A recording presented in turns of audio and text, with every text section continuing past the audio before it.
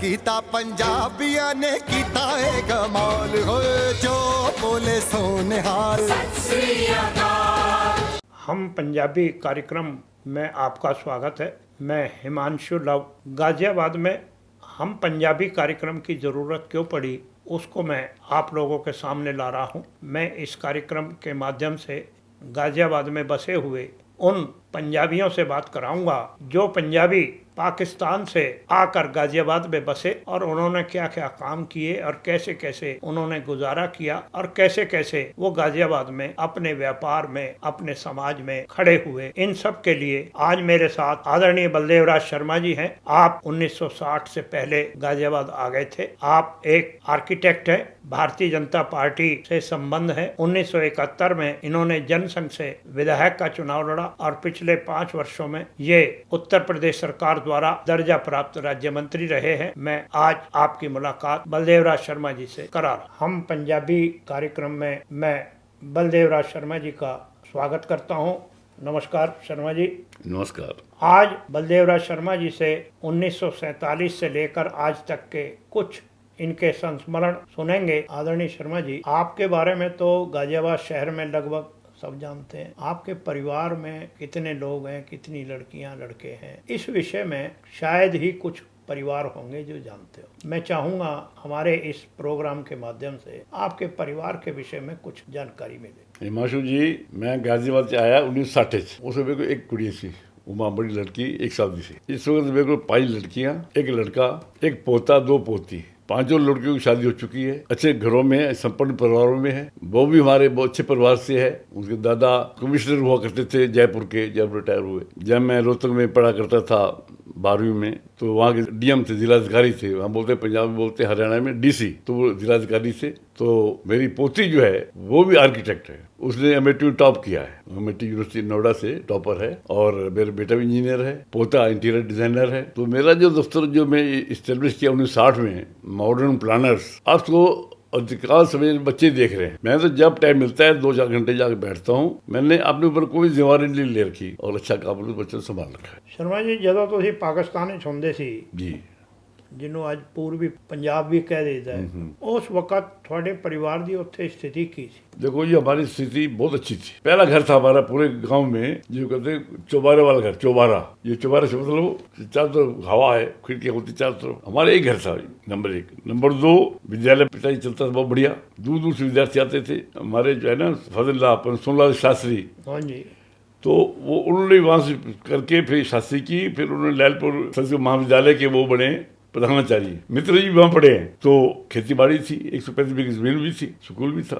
उसके बाद में चूंकि ब्राह्मण परिवार से थे, हाँ जी, तो कर्म कांड सब जानते थे। शादी ब्याह, ये हवन पूजा पाठ, गृह प्रवेश, ये सब भी चलता था। है, ये तो हमारी एक एडिशनल क्वालिफिकेशन है हमारे परिवारों की। पिताजी हमें अच्छे ढंग से रखा। आप इसे अंदाजा लगा सकते हो, जब बंटवारा हुआ, बड़े मामा जी वैद्य थे दिल्ली में, पटेल फार्मेसी के नाम से उनकी उन्होंने यहाँ खोली, पहाड़गंज।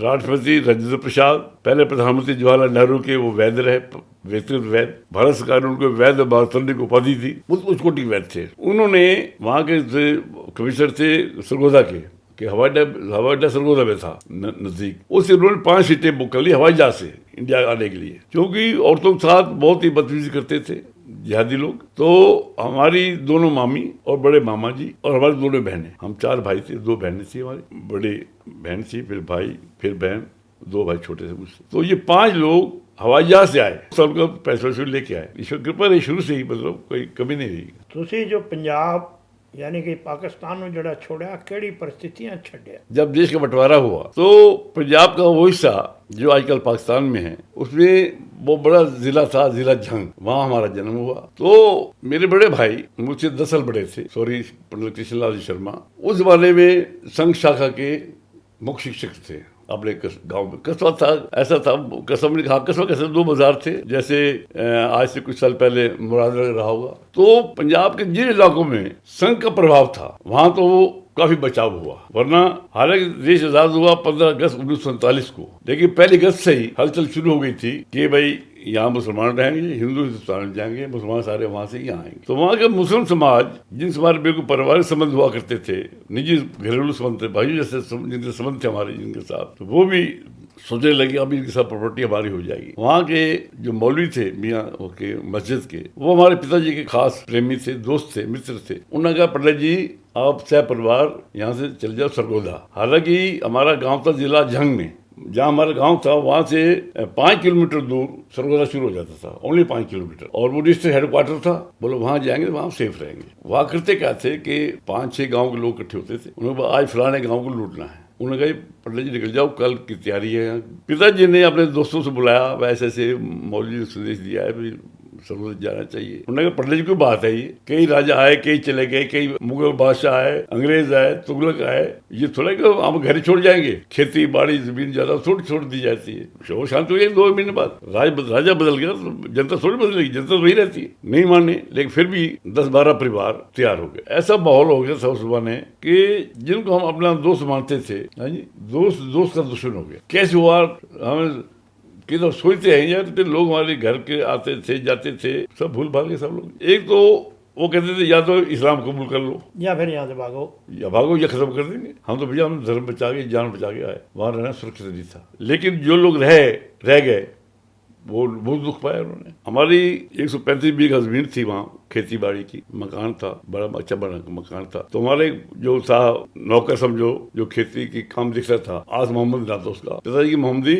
ये चाबी ले घर की, हम 1 महीना 15 दिन में आ जाएंगे, मोहल ठीक हो जाएगा माहौल, तुम अपना गाय को, भैंस को, बैलों को चारा वारा कर देना, हाँ जी, और घर की देखभाल करना, और हम जैसे शांत होगा आ जाएंगे। उसे चाबी दे के थोड़ा बहुत सामान, कपड़े लत्ते पहनने वाले, थोड़ा खाने पीने का सामान, तब नोट होते नहीं थे, सिक्के होते थे, सिक्के कुछ जो घर में पड़े थे वो रख लिए, वहाँ चलती है। वहाँ से सरगोधा हमारे गाँव का था कलूर, 5 किलोमीटर था दोदा था जिला सरगोधा में, हमसे जिला जंग में। तो जब वहां से चले पैदल सब इकट्ठे होके, जब रास्ते पहुंचे तो एक जमींदार साहब मोहम्मदन थे, उनका वो था रहट, जैसे आजकल कहते हैं ट्यूबवेल, वो तब ट्यूबवेल नहीं होते थे, वो रहट चलते थे। उन्होंने कहा पंडित जी, पिताजी सब जानते थे, विद्यालय चलाते थे, पंडित जी आगे बढ़ जाओ, दोदा में मार्केट चल रही है, आप जाते ही रुक जाओ डेरे पे हमारे। समझ अच्छे थे, रोज आना जाना, ये थोड़ा कोई ऐसे हो जाएगा। उन्होंने कहा ठीक है, जब शांत हो जाए तब जाएंगे। तो वहीं रुक गए।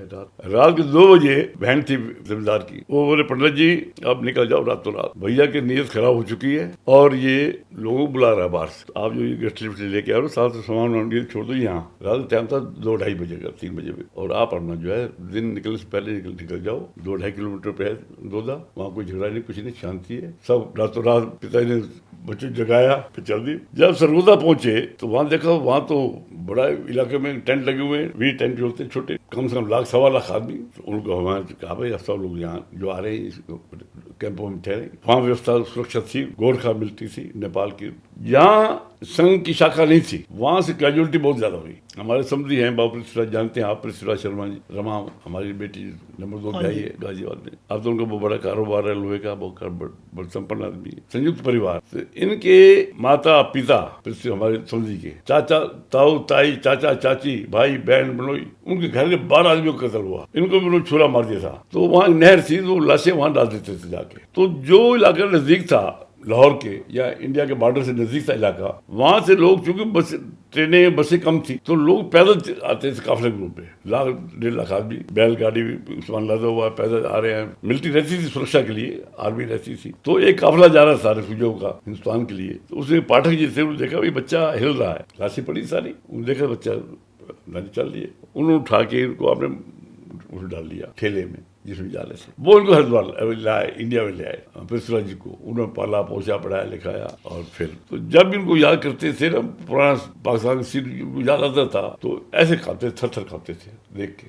बच्चा था 16 साल बच्चा, अपने माँ बाप कत्ल हो रहा हो, कौन बर्दाश्त कर सकता है? बहुत बुरा हाल था। ਜਦੋਂ ਤੁਸੀਂ ਪਾਕਿਸਤਾਨ ਨੂੰ ਛੱਡਿਆ, ਪਾਕਿस्तान छोड़ के आए, ਕਿਹੜੀ परिस्थितियां ਦੇ ਵਿੱਚ ਇੱਥੇ ਆਏ ਜਾਂ रोहतक आए, ਤੁਹਾਡੀ मदद किस ने की, किस संस्था ने मदद करी, किस लोगों ने मदद करी, किस प्रकार मदद करी, इनके बारे कुछ दसो बड़े शॉर्ट। देखो जी, जिस देश का बंटवारा हुआ ना, जितने लोग इस रिफ्यूजी आए पंजाब तो, पहले तो गवर्नमेंट मदद करी, कुरुक्षेत्र में भी, रोहतक में, मेडिकल की भी, खाने की, पीने की, दवाइयों की सब व्यवस्था रही। और फिर जब उन्होंने हमें मकान अलाट कर दिए अलग अलग शहरों में, महम में हमारे गाँव के लगभग 40 परिवारों को मकान मिले, 40 परिवार, और बाकी मिले कलानौर और बहादुरगढ़। तो उसमें जो शुरुआत में जब आए तो कैबिनेट की व्यवस्था वहां थी, लेकिन वहां आके ये सब जानते हैं कि पंजाब के लोग बड़े मेहनती होते हैं। किसी ने भी पंजाब के व्यक्ति ने भीख नहीं मांगी आज तक, मेहनत से। जो मेहनत करते थे उन्होंने खेती में काम किया, जो वहाँ खेती लोग मजदूर चाहिए उनको। पिताजी चूंकि टीचर थे, उन्होंने घर पे बड़ा मकान मिला था, 2000 गज मकान, उन्होंने 12 कमरे ड्राइंग था, वहाँ अपने बच्चों को पढ़ाने का काम शुरू कर दिया। बाद में नौकरीबाजी लगी, अलग बात है। वहाँ एक सीताराम शर्मा थे, वो पिताजी बड़े प्रभावित थे। उन्होंने हमें वहाँ घर को सजाने संवारने में सहयोग किया, कुछ बर्तन दिए उन्होंने, हाँ जी, घर के उस हेल्प की। और कोई शुभ काम होता था, भाई पंडित जी बुलाओ, हम वही कराएंगे, पूजन वही कराएंगे। कुछ उससे आमदनी हुई, कुछ ट्यूशन से हुई। और बड़े भाई साहब चूंकि बड़े थे हमसे, उनको महम में पहले होती थी चुंगी, हर नगर पर चुंगी होती थी, चुंगी मुहर्रर की नौकरी मिल गई, 100 रुपये महीना महम में, वहाँ नगर पालिका है महम के अंदर, उस बहुत से उससे काम थी। राष्ट्रीय स्वयं सेवक संघ ने भी थोड़ी काफ़ी मदद की थी। हाँ, ਜਦੋਂ ਪਾਕਿਸਤਾਨ ਦਾ ਬਟਵਾਰਾ ਹੋਇਆ, ਉਸ ਬਟਵਾਰੇ ਦੇ ਵਿੱਚ ਹਿੰਦੂ ਬਰਾਦਰੀਆਂ ਬਹੁਤ ਸੀ। ਅੱਜ ਵੀ ਜਿਹੜੇ ਉੱਥੇ ਮੁਸਲਮਾਨ ਰਹਿੰਦੇ ਨੇ ਪਾਕਿਸਤਾਨ ਵਿੱਚ, ਉਹ ਵੀ ਪੰਜਾਬੀ ਬੋਲਦੇ ਨੇ, ਲੇਕਿਨ ਮੁਸਲਮਾਨ ਨੇ, ਕਿਉਂਕਿ ਉਹ ਪੰਜਾਬ ਸੀ ਤੇ ਪੰਜਾਬੀ ਬੋਲਦੇ ਸੀ। ਪੰਜਾਬੀ ਕੋਈ ਬਰਾਦਰੀ ਤਾਂ ਹੈ ਨਹੀਂ, हाँ, ਕੋਈ ਜਾਤ ਹੈ ਨਹੀਂ, नहीं, भिन्न भिन्न जातां ने, भिन्न भिन्न होने, लेकिन क्योंकि ਪਾਕਿਸਤਾਨ ਵਿੱਚ ਜ਼ਿਆਦਾ ਪੰਜਾਬੀ ਬੋਲਦੇ ਸੀ। ਇੱਧਰ ਉੱਤਰ ਪ੍ਰਦੇਸ਼ ਦੇ ਵਿੱਚ ਤਾਂ ਬਾਕੀ ਕੌਮਾਂ ਜਿਹੜੀਆਂ ਸਾਡੇ ਪੰਜਾਬ 'ਚ ਹੈਗੀਆਂ ਸੀ, ਉਹ ਇੱਥੇ ਵੀ ਨੇ, ਲੇਕਿਨ ਉਹ ਪੰਜਾਬੀ ਨਹੀਂ ਜਾਣਦੇ, ਪੰਜਾਬੀ ਨਹੀਂ ਬੋਲਦੇ। ਖੱਤਰੀ ਨੇ, ਹੋਰ ਨੇ, ਉਹ ਪੰਜਾਬੀ ਨਹੀਂ ਬੋਲਦੇ। ਵਾਲਮੀਕੀ ਸਮਾਜ ਹੈ, ਇੱਧਰ ਦਾ ਵਾਲਮੀਕੀ ਸਮਾਜ ਅੱਜ ਪੰਜਾਬੀ ਨਹੀਂ ਬੋਲਦਾ, ਉੱਥੇ ਵਾਲਮੀਕੀ ਸਮਾਜ ਜਿਹੜਾ ਸੀ ਉਹ ਪੰਜਾਬੀ ਬੋਲਦਾ। ਇਸ ਪ੍ਰਕਾਰ ਦੀ ਜਿਹੜੀ ਚੀਜ਼ਾਂ ਨੇ, ਕਿਆ ਉਸ ਵੇਲੇ ਉੱਥੋਂ ਵਾਲਮੀਕੀ ਸਮਾਜ ਵੀ ਇੱਧਰ ਆਇਆ ਸੀ ਕਿ ਜਾਂ ਨਹੀਂ ਆਇਆ?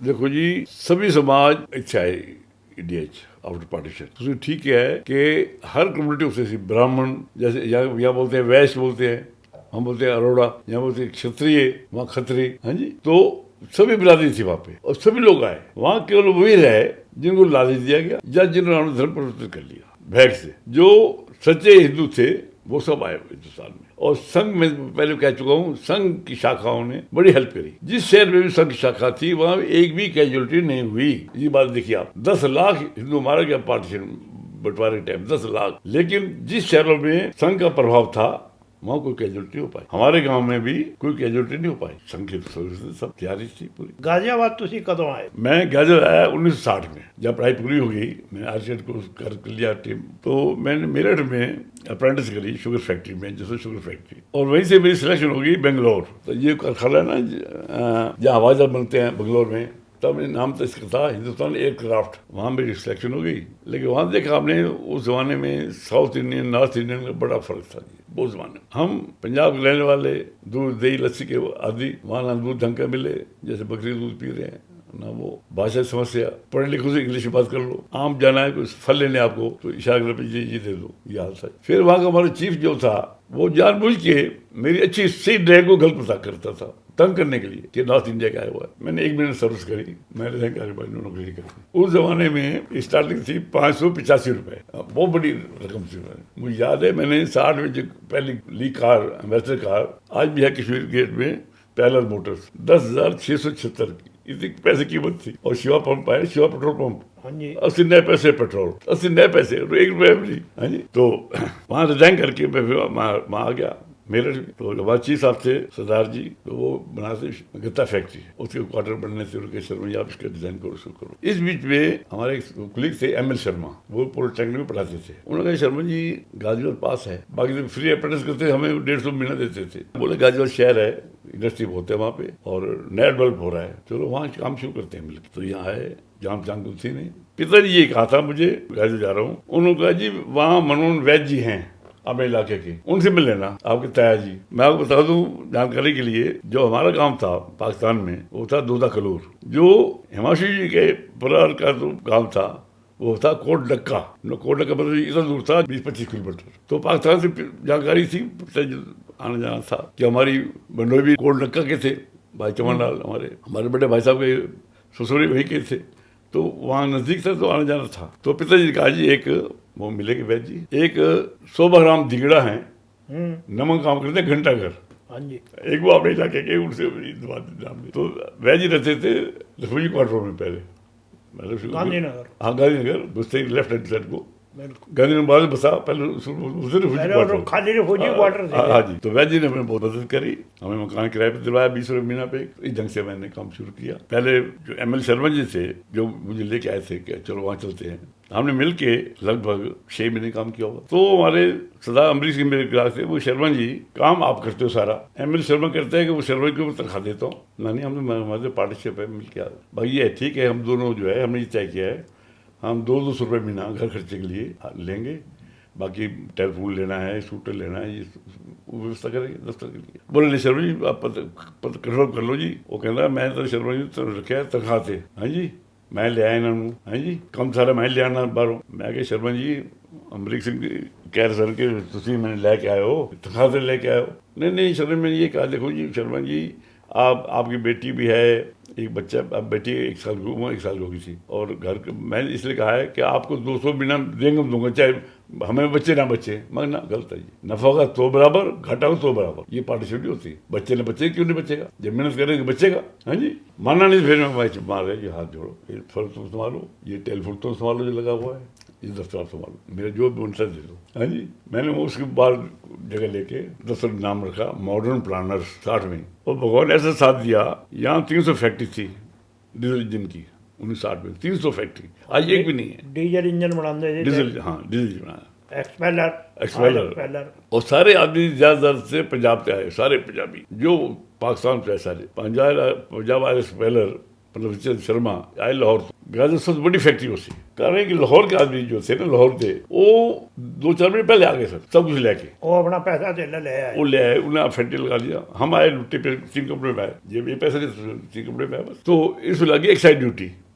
पहले एक्साइड ड्यूटी नहीं थी। ML शर्मा जानता नहीं था, नक्शे बनाना मैं बनाता था, वो प्रोफेसर था, पढ़ाता था, वो ये जवानी जमा खर्चा। मेरे पास था लंबरेटा स्कूटर, उसे मैंने रोड लगाई और मैंने अपना काम बुक करना शुरू कर दिया। क्यों हर फैक्ट्री को लक्ष्य चाहिए था, इंजन बात तब निकलेगा जब एक्साइज ड्यूटी दोगे और दिखाओगे ये हमारा एक्साइज गोडाउन है, इसमें माल रहेगा। आपने 2 जिनों एक्साइज जमा करी, 2 जिनों की 2 निकलेंगे, एक से एक निकले। तो मैंने जो दिन रात करके फिर दिल्ली में गया एक्सचेंज में, मैंने कहा हमें ड्राफ्टमैन चाहिए सिविल। उन्होंने भेजे 12 इंटरव्यू के लिए, उन्होंने 2 ड्राफ्ट रखे हमने 80 रुपये महीना पे। दिन रात काम करके मैं 2-3 महीने में मेरे ख्याल में अक्टूबर नवंबर दिसंबर तक खर्चा निकाल के 10,000 रुपये बचा लिए। उस बार 10,000 बड़ी रकम थी, बहुत बड़ी रकम। मुझे सबसे गाड़ी रखने का, मैं दिल्ली गया कश्मीरी गेट, वहाँ पहला मोटर में एम्बेसडर गाड़ी सन 60 में आई।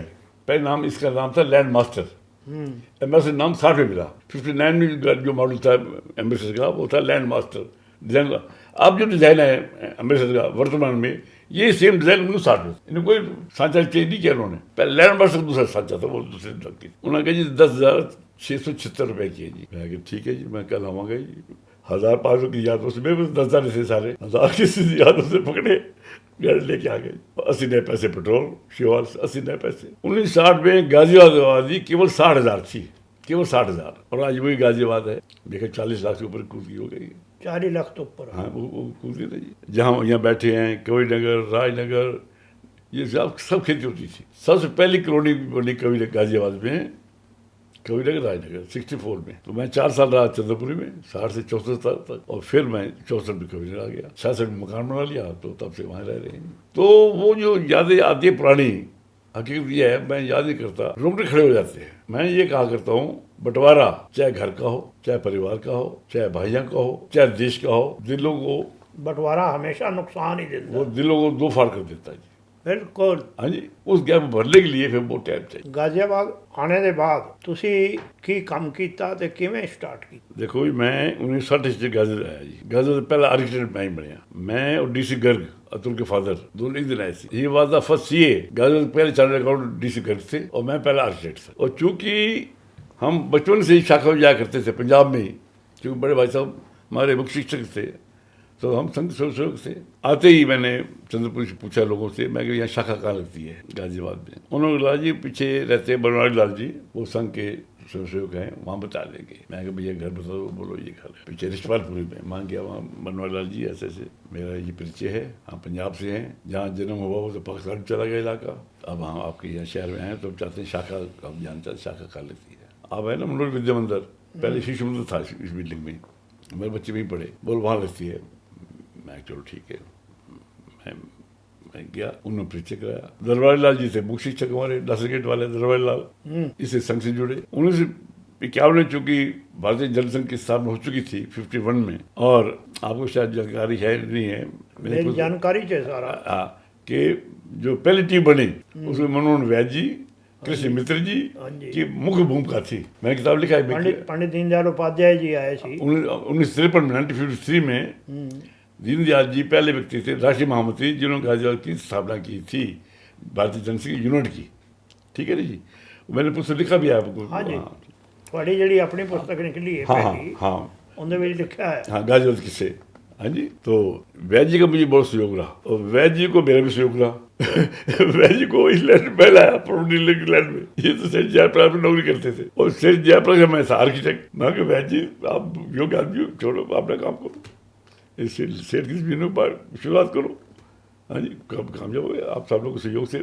हाँ जी, आज ਦੇ ਪੰਜਾਬੀ ਬਰਾਦਰੀ ਦੇ ਵਿੱਚ ਤੁਸੀਂ ਕੀ परिवर्तन देखो एक परिवर्तन ये देख रहे हैं जी कि आने वाली जनरेशन ਨੂੰ पंजाबी बोलना नहीं सिखा रहे। मैं अपनी गल दसना, मैं, मेरी मिसेज, मेरी लड़कियां, लड़का सब पंजाबी बोलते हैं, दामाद सारे सब पंजाबी बोलते हैं, लेकिन मेरा पोता पार्षद चुने गया इस कबीले से, मेरा शिवन शर्मा पंजाबी समझ जाता पूरी, बोल नहीं पाता। मैं उन्होंने क्या है, मैंने तो पंजाबी में गल की सका, एक दो शब्द बोलेगा फिर अटक जाएगा। आजकल ये जो सिस्टम है ना, आज के जो माँ बाप नई जनरेशन आ रही है, नए माँ बाप जो आ रहे हैं, बस ये कहूँ, वो मेरा बच्चा इंग्लिश मीडियम है जी, इंग्लिश मीडियम पढ़े है, आपने भाषा भूलने जा रहे हैं, ये गलत है, ये गलत। हाँ जी, भाषा आपने भाषा बोलनी चाहिए, घर में बोलनी चाहिए, आपने रीति रिवाज अपनाने चाहिए। यहाँ लगता गंगा स्नान मेला, वहाँ लगता टुबड़ी का मेला लगता है, पंजाब में टुबड़ी का मेला कहते हैं, टुबड़ी का मेला है जी, और यहाँ गंगा स्नान ये बहुत बड़ा लगता है। लेकिन दिल्ली में सन 70 तक तो टुबड़ी मेला लगता है राजपुरा पे, अब वही लगना बंद हो गया, ठीक है ना जी। तो ये सब बातें हैं जी, और अपने जो कल्चर है, अपने त्यौहार हैं वो मनाने चाहिए। लोहड़ी है शर्मा जी, जिवें पहले तुसी बजुर्ग साडे आउंदे बाद साडी जैसी पीढ़ी आई, साडे बाद साडे बच्चों की पीढ़ी आई है, क्या परिवार दे विच, तुहाडे परिवार दे विच बच्चे पंजाबीयत नूं जानदे ने, पंजाबी तीज त्यौहार मनांदे ने या नहीं मनांदे? देखो जी, एक गल दूसरी है, कोई बच्चे बोलना शायद ना जानते हो, लेकिन त्यौहार सब मनाते बड़े शौक नाल, चाहे लोहड़ी होवे, चाहे विसाखी होवे, चाहे टुबड़ी होवे। उसके अलावा जो पंजाबी कल्चर है, डांस दा, गीत संगीत, डांस वगैरह, भंगड़ा, तो वो लोग बड़े पसंद करते हैं। पंजाबी खाना बच्चे बड़े लाइक करते हैं। जो पंजाबी खाने, ये पकौड़ा ही समझो है, पकौड़ा ये शुरुआत पंजाब की है, ये यहाँ कोई नहीं जानता पंजाब पकौड़ा क्या होता है, ये हमने सिखाया। पंजाबी में ऐसा कोई घर नहीं होगा, चाहे वो रिक्शा चलाता है, चाहे करोड़पति है, सुबह नाश्ते में परोठा जरूर बनेगा, नाश्ते में, हाँ जी। वो दूसरा फर्क पड़ता है कि मिर्च के परोठा बन रहा है, या आलू वाला बन रहा है, या पनीर वाला बन रहा है, पोटा जरूर बनेगा सवेरे हर घर। तो कल्चर तो पंजाब में लाजवाब है, और पंजाब में ब्राह्मण भी है, हाँ जी, क्षत्रिय भी है, वैश्य भी है, शूद्र भी है, सब कौम में है। जैसे बोलते हैं बंगाल का बंगाली है जी, ये मद्रासी है जी, ऐसे पंजाबी है पंजाब के। गाजियाबाद के अंदर जिहड़ा पंजाबी रह रहा है, और जितने भी पंजाबी रह रहे हैं, उन्हां दा राजनीतिक और सामाजिक की स्थिति है? देखो जी, गाजियाबाद शुरू तो 60 तो लैके 70-80 तक पंजाबी समाज के लोग बड़े एक्टिव सन। श्री मोहन लाल रहेजा मेरे अध्यक्ष रहे, मोहन लाल रहेजा जी, काशीराम सबड़ा अध्यक्ष रहे जनसंघ दे, डॉक्टर ओम प्रकाश जोशी सभासद रहे, मनोहर वैद्य जी, कृष्ण मित्र जी, बड़े लोग एक्टिव सन। धीरे धीरे कोई सक्रियता कम हो गई। जो कभी मैं महसूस करता कि पंजाबी समाज को एक संगठन बनाना चाहिए, एक, यहाँ 6-7 है, ये फलाना मंच है, ये फलाना मंच है, ये पंजाबी एकता मंच है, ये फलाना सभा, ये पंजाबी सभा, सब लोग एक सभा बन जाए ना तो मजबूती आएगी। पंजाबी समाज की क्षमता है और डिजर्व करता है। मैं कहता हूँ कि जो लोग पाकिस्तान से पंजाबी रिफ्यूजी बन के आए, वो यूपी में सबसे ज्यादा बसे। मैंने लखनऊ मीटिंग में कहा था, मैं साहब आप पंजाबी समाज की अवहेलना कर रहे हैं। गाजियाबाद मेजोरिटी पंजाबियों की, सहारनपुर पंजाबी, मुजफ्फरनगर पंजाबी, मेरठ पंजाबी, मुरादाबाद पंजाबी, रामपुर पंजाबी, बदायूं, हाँ जी, सब जगह भरे पड़े। और आपने किसी प्रतिनिधि ना कोई चेयरमैन बनाया, ना आपने विधायक बनाया, ना MP बनाया किसी को। इसके लिए हमें चाहिए कि एक बुला के इसके लिए हक लड़ना भी चाहिए हमें। मेरा जोड़ा सवाल सी वो सवाल ये सी कि क्या पंजाबी BJP नूं ਜਾਂ ਕਾਂਗਰਸ ਨੂੰ ना बीजेपी साथ है, ਸਾਰੇ ਬੀਜੇਪੀ ਨੂੰ ਸਪੋਰਟ? बिल्कुल बीजेपी। जहाँ तक मैं समझना 80-90% मैं कहता हूं, जो भी लोग पंजाब से आए हैं वो सारे संघ के जुड़े हुए हैं, उन्होंने वहां का हाल देखा है, वहां क्या हुआ हमारे साथ सब देखा उन्होंने, भुगता है, तो वो नहीं भूल सकते उस चीज को, वो चीज हमेशा बनी रहेगी, जीवन भर बनी रहेगी। तो सभी लोग भाजपा के समर्थक हैं, टोटली दिल से लगते, पद पे हो ना हो काम करते, खूब तो जिताते हैं। आप देखो ना, यहाँ भी जो लोग आए आपने बलबूते में देखो, आप गोल मार्केट है सब पंजाबियों की है, हाँ जी, सब लोग आप मिलने से कामयाब हो गए। जितनी फैक्ट्री हैं, मैं कहीं से पूछता था तो बोले हम तो पहले वो बेचा करते थे सोने वाले बोतल, बंटे वाली, कंचे वाली, हाँ जी, वो बेच बेच के फैक्ट्री लगा ली। ਪੰਜਾਬੀ ਸੰਸਕ੍ਰਿਤੀ ਜਿਹੜੀ ਹੈ ਉਸ ਨੂੰ ਬਚਾਉਣ ਵਾਸਤੇ, ਕਿਉਂਕਿ ਜਿਹੜੀ ਸਾਡੀ ਪੀੜ੍ਹੀ ਹੈ ਉਹ ਆਪਣੇ ਆਪ ਨੂੰ ਪੰਜਾਬੀ ਕਹਿਲਵਾਉਣ ਦੇ ਵਿੱਚ ਵੀ ਦਿੱਕਤ ਮਹਿਸੂਸ ਕਰਦੀ ਹੈ। ਤੁਹਾਡਾ ਉਹਦੇ ਵਿੱਚ ਕੀ ਸਹਿਯੋਗ ਹੈ ਔਰ ਤੁਹਾਡਾ क्या सुझाव है? मेरा सुझाव ये है, सबसे पहला जितनी सोसाइटी बनी ऑलरेडी चल रही है पंजाबी समाज, 5-6 सोसाइटी है मेरी जानकारी, उन्होंने अध्यक्ष महामंत्री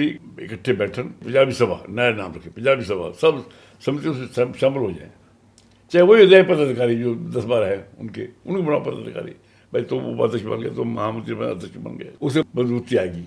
नंबर 1। नंबर 2, जितने हमारे त्यौहार हैं वो एक अच्छे ढंग से मनाए, जैसे बैसाखी का त्यौहार है उल्लास का है, बड़े लेवल पर बनाए, लोहड़ी है, हाँ जी, चेंज ऑफ सीजन है, हाँ जी, बड़ा खुशी से माहौल होता है, शादी ब्याह सब, तो उस सब बड़े विशाल रूप से बनाए। आप लोग घरों में मनाते हैं, सामूहिक नहीं मनाते, तो अपने आप उभर के आएंगे आगे। पंजाब की कल्चर बड़ी स्ट्रॉन्ग, बड़ी मजबूत कल्चर है, संस्कृति पंजाब की, हाँ जी, लोग तो सराहना करते हैं, विदेशों में लोग पसंद करते हैं। मैं पूरा यूरोप घूमा, कई देशों में गया हूँ, जहाँ जहाँ पंजाबी हैं, पंजाबी बोलते हैं घरों में, जहाँ नहीं बोलते, यहाँ नहीं बोलते, उल्टा सा हो रहा है जी, हाँ जी। मैं गया वेस्ट जर्मनी में फ्रैंकफर्ट उनकी तब राजधानी थी, तो उनके घर गए हम, तो गए तो मैं सोचता पता नहीं बोल पाते नहीं, बात मैं ओ मेरी से अच्छी पंजाबी बोलने लग गई, कहीं शर्मा जी से तुम्हारे इलाके में हैं जी, ये है वो है जी, उससे रहते थे गुजरा वाले फलाना वाले, मैं कहूँ ठीक है भाई। आदरणीय शर्मा जी, मेरे इस कार्यक्रम हम पंजाबी हैं में आने का मैं आपका बहुत बहुत धन्यवाद करता हूं। जो आपने अपनी आप बीती सुनाई है उससे हम लोगों को और हम लोगों के इस कार्यक्रम को सुनने वालों को बहुत ज्ञान मिलेगा और उस पीढ़ी को ज्ञान मिलेगा जो पीढ़ी पाकिस्तान से आने वालों के विषय में जानती नहीं है। नमस्कार। आप भी बधाई के पात्र हैं, आपने भी अच्छा एक शुरू किया है, मैं ईश्वर कामना करता हूँ ईश्वर कामयाब हूँ और सफलता मिले आपको। धन्यवाद, आपने याद किया। हम पंजाबी देखने वाले दर्शकों, आज आपने आदरणीय बलदेव राज शर्मा जी के विचार सुने। हम पंजाबी है कार्यक्रम के माध्यम से गाजियाबाद शहर के चुनिंदा लोगों से और भी ऐसे ही घटनाक्रम और पाकिस्तान से आने वाले, पंजाब से आने वाले लोगों के विचारों से हम आपको रूबरू कराएंगे। आप हमसे इस चैनल से जुड़े रहिए, इस कार्यक्रम को देखते रहिए और आने वाली शख्सियत जो शहर के नामी गिरामी लोग होंगे और उस समय के लोग होंगे जिनको पाकिस्तान से आने का घटनाक्रम याद होगा, उनके उन घटनाक्रमों को हमारे इस कार्यक्रम के माध्यम से आप सुनते रहिए। साडे नाल जुड़न दा सारे लोगों को बहुत बहुत धन्यवाद। मैं तुहाडा स्वागत करना और साडे नाल इसी प्रकार जुड़े रहो ते नवे नवे लोगों नाल मैं ਤੁਹਾਨੂੰ ਮਿਲਦਾ ਰਹਾਂ। जद कीता पंजाबियां ने कीता है कमाल, हो जो बोले सोने हाल।